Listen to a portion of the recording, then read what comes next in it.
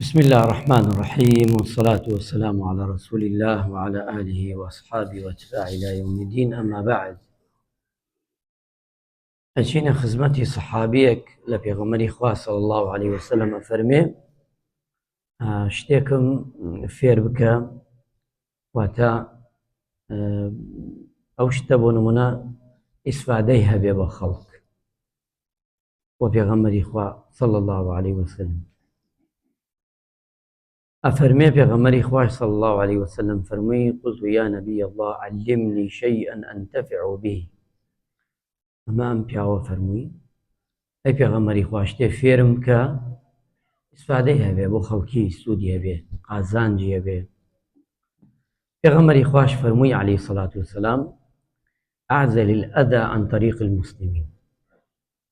واتە فەرمووی پێغەمبەری خوا صلی الله عليه وسلم لە ڕێگا و بان هەر شتێ بێتە ئازار بۆ موسڵمانان لای بە ئەمە شتێکە سوودی هەیە ئیسفادەی هەیە، واتە شتەکە ئازار لە ڕێگەی موسڵمانان لادە و چاکە و باشە بکە.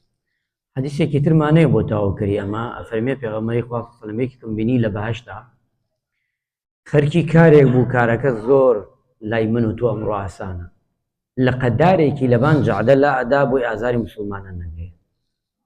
قەت بە کەمی مەزانە ڕێگاوبانێکە چی بەردێدانراوە هەندێک و شەشکاوە لە قەدارێک لەبان ڕێگایە، کاتێ لا ئەدەی دووری مەگرە بەو کارە داخلی باش بی دووری مەگرە. چکە پێغەمبەری خواوە فەرمی عليه الصلاة والسلام کابرا لە باشتا بووە بە سەبەبی ئەوەی دارێکی لە ڕێگای موسڵمانان لاداوە، ئازارێکی لاداوە. ئینشاءڵڵا ئومێد دەکەم هەموومان وابین نەبینە ئازار بۆ ئیمانداران و موسڵمانان، بینە ئەوەی کە سوود بەخش بین بۆ دەور و بەرەکەمان. خوای گەورە لێمان قبوڵ کا فەرمووبانی ژەکانمان.